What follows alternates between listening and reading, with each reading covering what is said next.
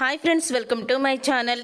జ్యోత్స్న చేసిన కుట్రని తెలుసుకొని జ్యోత్స్న నీ కన్న కూతురు కాదని దశరథకి నిజం చెప్పేసిన దాసు అసలు ఇదంతా ఎలా జరగబోతుంది అనేది ఈ వీడియోలో తెలుసుకుందాం. జ్యోత్స్న అయితే కార్తీక్ మాటలకి షాక్ అయిపోతూ ఉంటుంది. ప్రతిరోజు కూడా క్లైమాక్స్ కిందే ఉంటుంది. రేపటి నుంచి మొదలవుతుంది అసలు సినిమా అంటూ కార్తీక్ చెప్పిన మాటలు అన్నీ కూడా గుర్తు చేసుకొని అలా కూర్చొని ఆలోచిస్తూ ఉంటుంది. బావకి అన్ని నిజాలు తెలిసే ఇక్కడికి డ్రైవర్గా వచ్చాడా?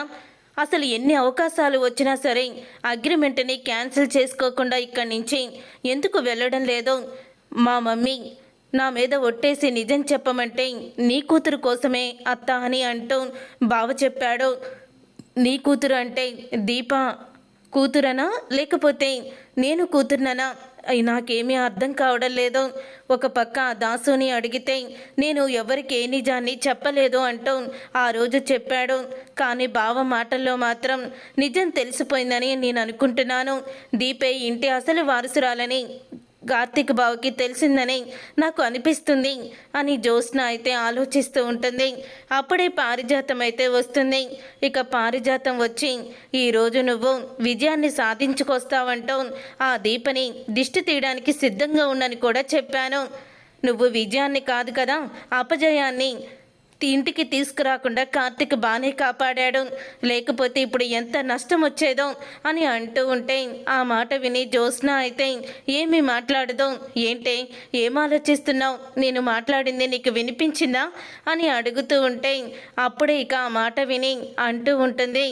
జ్యోత్స్న అయితే నువ్వు వేలంపాట గురించి మాట్లాడుతున్నావు గ్రాని, నేను మాత్రం మాట్లాడేది బావన్న మాటలకి ఆలోచిస్తున్నాను అని జ్యోత్స్న అయితే చెప్తూ ఉంటుంది. వాడేదో అలా మాట్లాడతాడులేవి, వాడు మాట్లాడినంత మాత్రాన ఇప్పుడేమి వాడికి నిజం తెలిసిపోయిందని గ్యారంటీ ఏంటి అని అడుగుతూ ఉంటుంది పారిజాతం. ఒసే పిచ్చి గ్రాని, బావ మాట్లాడే ప్రతి మాటలో కూడా నాకు బావకి నిజం తెలిసిపోయిందని అనిపిస్తుంది. నేను ఇంటి వారసురాల్ని కాదని బావకి తెలిసిపోయిందని నాకు అనిపిస్తుంది. మీ కొడుకు నిజాన్ని బావకి చెప్పేసుంటాడు అని అంటూ ఉంటుంది జ్యోత్స్న. ఎందుకే నువ్వు అలా మాట్లాడుతున్నావు? అసలు నీకేమైంది? దాసు ఎందుకు అలా చెప్తాడు? చెప్తే తన కూతురికే నష్టం కదా.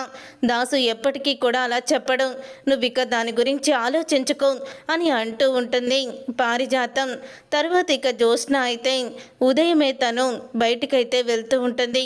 అలా జ్యోత్స్న బయటికి వెళ్ళేటప్పుడు జ్యోత్స్నకి అయితే దీపతో ఇక సత్తిపండు మాట్లాడడం కనిపిస్తుంది.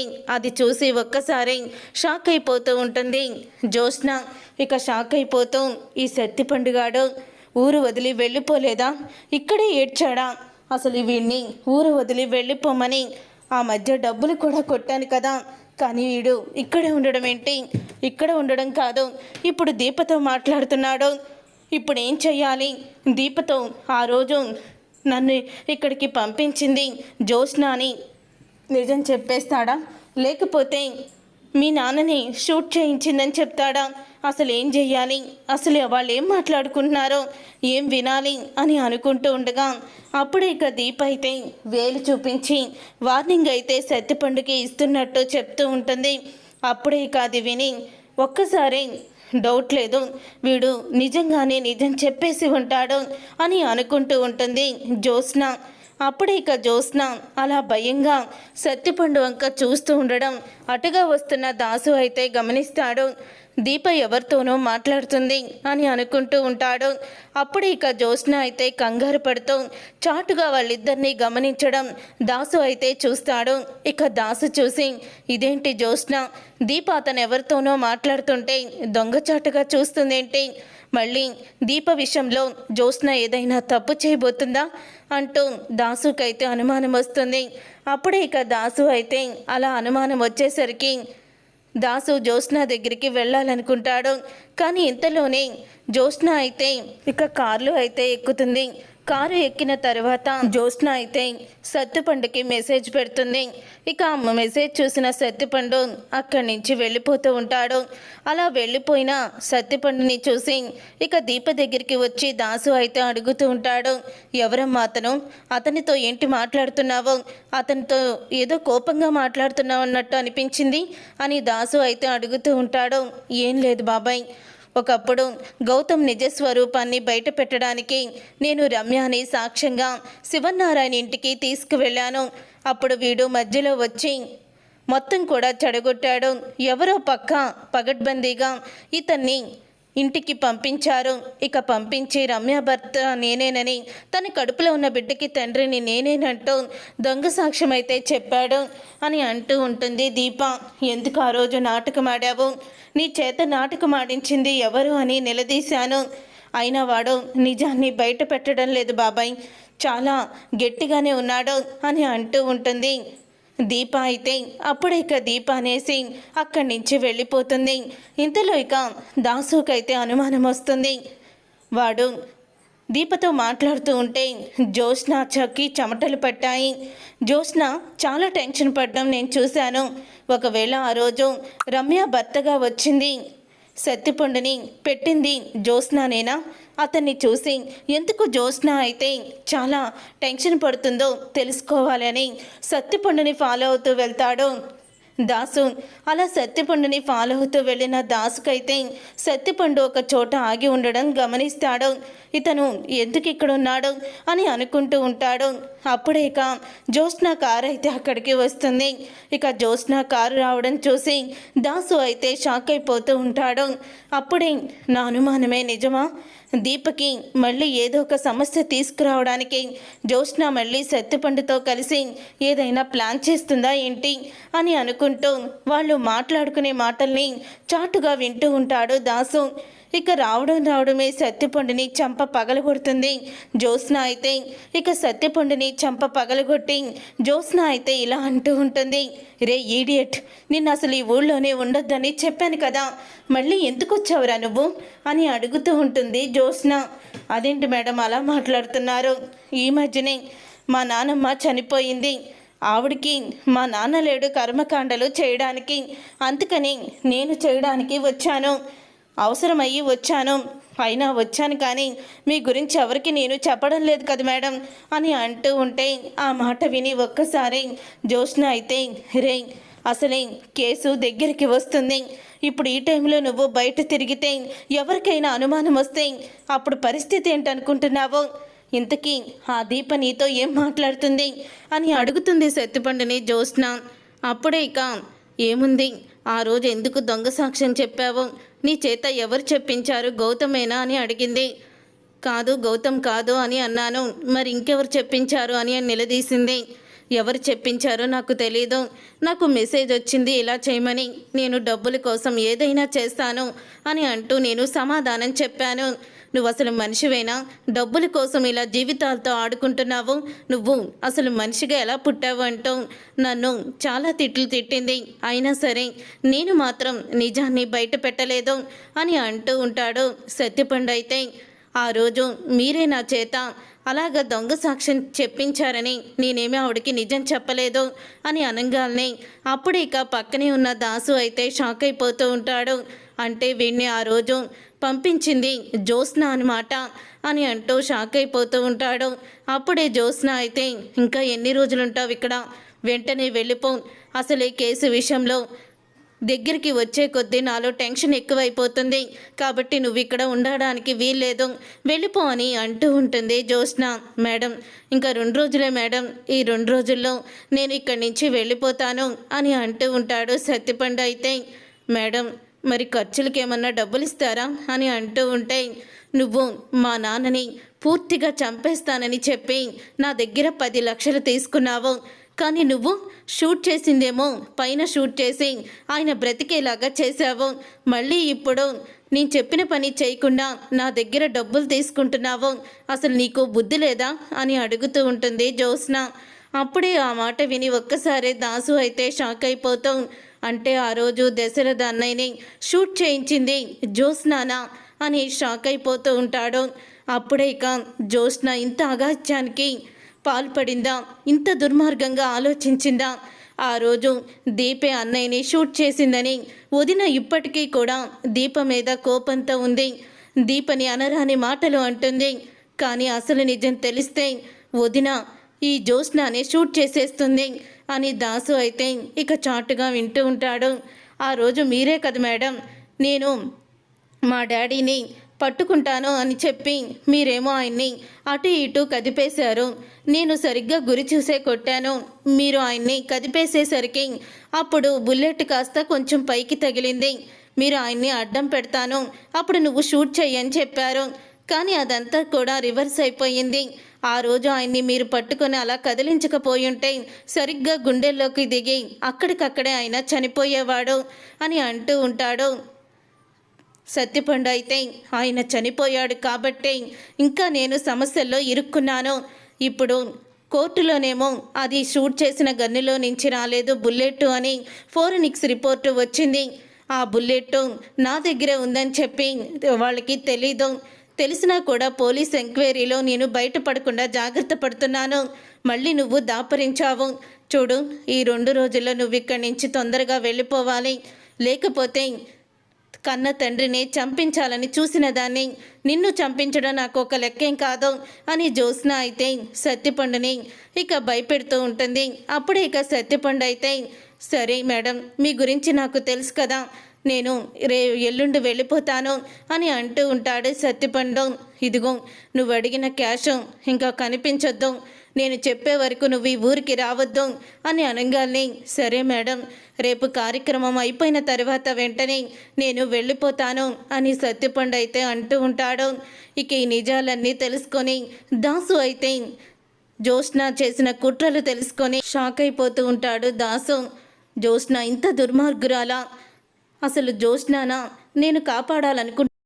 కన్న కూతురు జీవితం ఏమైపోతుందని నిజం బయట పెడితే జ్యోత్స్న ఎటువంటి అఘాయిత్యం చేసుకుంటుందేమో అని ఇప్పటి వరకు కూడా నిజం తెలిసినా కూడా నేను బయట పెట్టలేదు. నేను చాలా పెద్ద తప్పు చేశాను. అసలు నాకెందుకు ఇలాంటి కూతుర్ని ఇచ్చావు? నేనేం పాపం చేశాను భగవంతుడా? ఎందుకు నాకు ఇంత పెద్ద శిక్ష వేశావు? మనుషుల్ని క్రూరంగా చంపించే నా కూతురు అసలు నాకు అవసరం లేదు. ఇన్ని రోజులు కూడా అల్లుడు చెప్పాడని ఈ నిజం బయట పెడితే ఎవరూ కూడా తట్టుకోలేరు. జ్యోత్స్న మనసు మార్చి తన బుద్ధిని మార్చి ఎలాగైనా సరే జ్యోత్స్నని ఎవ్వరూ కూడా అసహించుకోకుండా చేసి అప్పుడు నిజాన్ని బయట పెడతానని అల్లుడు నాకు మాట ఇచ్చాడు. కానీ ఇప్పుడు జ్యోత్స్న తీరు చూస్తుంటే ఆస్తి కోసం ఎంత దూరమైనా వెళ్ళేలాగుంది, ఎంతకైనా తెగించేలాగా నాకు అనిపిస్తుంది. లేదు, జ్యోత్స్న గురించి నేను ఇక నిజాన్ని బయట పెట్టాల్సిందే. ఇన్ని రోజులు కూడా కూతురు కదా అని ఎక్కడో కన్న తండ్రి ప్రేమ నిజాన్ని చెప్పకుండా నా నోరు నొక్కేసింది. కానీ ఇప్పుడు తను ఇంత దుర్మార్గంగా ఆలోచించి మనుషుల ప్రాణాల్ని తీయాలని చూస్తుంటే నేను మాత్రం చెప్పకుండా ఎలా ఉంటాను? ఎలాగైనా సరే నిజాల్ని బయట పెట్టాల్సిందే. ఇక నేను అస్సలు కూడా ఆలస్యం చేయను అని అంటూ కార్తీక్కి ఫోన్ చేయబోతూ ఉంటాడు. లేదు, ఇప్పుడు అల్లుడికి నిజం చెప్పినా సరే ఇంట్లో వాళ్ళు ఈ విషయాలు తెలిసి తట్టుకోలేరు మావయ్య, తర్వాత చెప్దామని నన్ను వెనక్కి లాగేస్తాడు. ఇక డైరెక్ట్గా దశరథ అన్నయ్యకే ఫోన్ చేస్తాను అంటూ దాసు అయితే దశరథకి ఫోన్ చేస్తాడు. అప్పుడే ఇక దశరథ ఫోన్ లిఫ్ట్ చేసి చెప్పు దాసు అని అంటూ ఉంటాడు. దశరథ, నీతో అర్జెంటుగా మాట్లాడాలి. ఆ రోజు నన్ను జ్యోత్స్న ఎందుకు కొట్టిందో నీకు చెప్పన్నయ్యా అని అంటూ ఉంటాడు దాసు. అప్పుడే ఇక దశరథ అయితే నీకు గతం గుర్తుకొచ్చిందా అని అడుగుతూ ఉంటాడు దాసుని. నేను మర్చిపోతేనే కదన్నయ్య గుర్తుకు రావడానికి, నాకంతా కూడా గుర్తుంది. కానీ ఇన్ని రోజులు స్వార్థంగా ఆలోచించి నిజాన్ని బయట పెట్టలేదు. నువ్వు నేను చెప్పిన ప్లేస్కి రా అన్నయ్య, నీకు నిజాలను తెలిసేలా చేస్తాను, నిజం చెప్తాను అని దాసు అంటాడు. అప్పుడే ఇక దశరథ అయితే ఇక దాసు మాట్లాడినట్టే ఇక వెంటనే దశరథ దాసు దగ్గరికి వెళ్తాడు. చెప్పు దాసు, నా కూతురు నిన్ను ఎందుకు చంపాలనుకుంది? అసలు తనకి ఎందుకు చంపాలన్నంత కోపం నీ మీద ఉంది అని అడుగుతూ ఉంటాడు దశరథ. ఎందుకంటే నీకు నేను నిజం చెప్పేస్తానేమో అని, మళ్ళీ తన బతుకు రోడ్డు పాలవుతుందని జ్యోత్స్న భయపడి నన్నే హతమార్చాలనుకుందన్నయ్య అని అంటూ ఉంటాడు దాసు. ఆ మాట విని దశరథ అయితే ఏంటి, నిజం చెప్తే తన బ్రతుకు రోడ్డు పాలవుతుందా? ఏం మాట్లాడుతున్నావు దాసు అని అంటూ ఉంటాడు దశరథ. అవునన్నయ్య, మీరు అనుకుంటున్నట్టు జ్యోత్స్న మీ కన్న కూతురు కాదు అని అనగానే షాక్ అయిపోతూ ఉంటాడు దశరథ. ఏంటి దాసు, నీకేమన్నా పిచ్చి పట్టిందా? ద- జ్యోత్స్న నా కూతురు కాకపోవడం ఏంటి అని అంటూ ఉంటాడు దాసు. అయితే అవునన్నయ్య, జ్యోత్స్న నీ కన్న కూతురు కాదు. నీకు అంత అర్థం అవ్వాలంటే ముందు నుంచి చెప్తాను విను.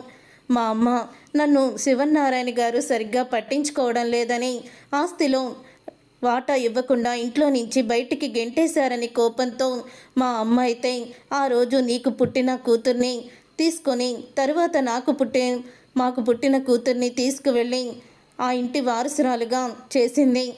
మీ కూతుర్ని సౌదులకి ఇచ్చి బస్టాండ్లో చంపేమని కూడా చెప్పింది అని అంటూ ఉంటాడు దాసు. అప్పుడే ఆ మాట విని షాక్ అయిపోతూ ఉంటాడు. దశరథ అయితే నువ్వు చెప్పేది నిజమేనా, నాకు నమ్మకంగా లేదు అని అంటూ ఉంటే, పారిజాతం నా కన్న తల్లి అన్నయ్య, కన్న తల్లి గురించి నేనెందుకు అలా చెప్తానో, తను చెయ్యని పనిని నేనెందుకు చెప్తానో, తను చేసింది కాబట్టే చెప్తున్నాను అని అంటూ ఉంటాడు దాసు. కానీ ఇన్ని రోజులు ఈ నిజాన్ని ఎలా మీకు చెప్పాలో అర్థం కాలేదు. ఆ రోజు ఇక జ్యోత్స్న ఆగడాలు ఎక్కువైపోయాని ఎలాగైనా సరే జ్యోత్స్న గురించి మీకు చెప్పాలని నేను వచ్చాను. జ్యోత్స్న అప్పటికీ కూడా నా కాళ్ళు పట్టుకొని బ్రతిమలాడింది, అయినా సరే నేను వినిపించుకోలేదు అని అంటూ ఉంటే ఆ మాట విని ఒక్కసారి దశరథ షాక్ అయిపోతూ ఉంటాడు. మరి నా కూతుర్ని సౌదులు చంపేశాడా? అంటే నాకు ఇప్పుడు కూతురు లేదా, నా కూతురు బ్రతికి లేదా అంటూ దశరథ బాధపడుతూ ఉంటాడు. నీ కూతురు బ్రతికే ఉందన్నయ్య, నీ కూతురు నువ్వు చేసిన మంచి పనులకి నీ కూతురు బ్రతికే ఉంది. నీ కూతురు ఎంతో గొప్పది. అలాంటి కూతుర్ని కన్నందుకు నువ్వు గర్వపడేలా ఉంటుంది. తను ఎవరో కాదన్నయ్య, దీపే మీ కన్న కూతురు అని అంటూ నిజాన్ని చెప్పేస్తాడు దాసు. అయితే ఇక ఆ నిజం తెలుసుకొని ఒక్కసారే దశరథ ఆనందపడుతూ, ఏంటి దాసు నువ్వు చెప్పేది? అవునన్నయ్య, కుబేరుకి బస్టాండ్లో దొరికిన పాప ఎవరూ కాదు, నీ కన్న కూతురు. ఆ రోజు పసిబిడ్డని చంపలేక సౌదులు బస్టాండ్లోనే వదిలేశాడు. తర్వాత యాక్సిడెంట్లో వాడు చనిపోయాడు అని అంటూ నిజాన్ని బయట పెడతాడు దాసు. కన్న కూతురు కళ్ళ ముందే పని మనిషిలాగా తిరుగుతుంది. కానీ నన్ను చంపాలనుకొని ఈ ఇంటి నాశనాన్ని కోరుకుని జ్యోత్స్న మాత్రం మహారాణిలా బ్రతుకుతుంది. ఇప్పుడే జ్యోత్స్న సంగతి చెప్తాను, జ్యోత్స్నాని మెడపట్టుకుని బయటికి గెంటేస్తాను అని అంటూ ఉంటాడు దశరథ. అప్పుడే దాసు అయితే, అన్నయ్య ఇప్పుడు మనం ఆవేశపడకూడదు, జ్యోత్స్న ఎంతకైనా తెగిస్తుంది. కన్న తండ్రి పెంచిన తండ్రి అనే మమకారాలు లేకుండా మనిద్దరిని కూడా చంపాలని చూసింది. అలాంటి జ్యోత్స్నకి అల్లుడు దీపే కరెక్టు. దీప అల్లుడు ఇద్దరు కూడా జ్యోత్స్నకి చుక్కలు చూపిస్తున్నారు. కానీ నిజం మీకు తెలియాలని నా గుండె తట్టుకోలేక నా కన్న కూతురు ఇంత కసాయిదని బాధతో నిన్ను పిలిచి నిజాన్ని బయట పెట్టానన్నయ్య అని అంటూ ఉంటాడు దాసు. అందులోనూ జ్యోత్స్నకి ఏదైనా దక్కకపోతే తను ఎంత దూరమైనా వెళ్తుంది, ఏదైనా చేస్తుంది. తరువాత దీప ప్రాణాలకే ప్రమాదం. అందుకని నేను ఆలస్యంగానైనా సరే దీపకి ఈ నిజం తెలుసుకునేలా చేశాను. దీపే మీ కన్న కూతురు అన్నయ్య అని అంటూ ఉంటాడు దాసు. అప్పుడే ఇక దాసు మాటలకి దశరథ దాసుని పట్టుకొని ఏడుస్తాడు. ఏంటి దాసు ఇదంతా అని అనగానే, అన్నయ్య మీలాంటి మంచి వ్యక్తులకి మంచి జరిగింది, కానీ మా అమ్మ స్వార్థానికి నేను నా కూతురు బలైపోయాము. పెద్దలు చేసిన పాపాలు పిల్లలకి తగులుతాయంటారు. అలాగే మా అమ్మ చేసిన పాపం ఇలాగ జ్యోత్స్న జీవితాన్ని చిదిమైపోతుంది అని అంటూ దాసు అయితే అంటూ ఉంటాడు. చూసారుగా ఫ్రెండ్స్, రాబోయే కథలో ఖచ్చితంగా ఇలాగే జరగబోతుంది. మరి ఇలాగే జరగాలని మీరైతే కోరుకుంటున్నారా? అయితే వీడియోని తప్పకుండా లైక్ చేసి ఛానల్ని సబ్స్క్రైబ్ చేసుకొని పక్కనే ఉన్న గంట సింబల్పై ఆలని క్లిక్ చేయండి. అప్పుడే మేము పెట్టే ప్రతి వీడియో మీరు మిస్ కాకుండా చూసేవచ్చు.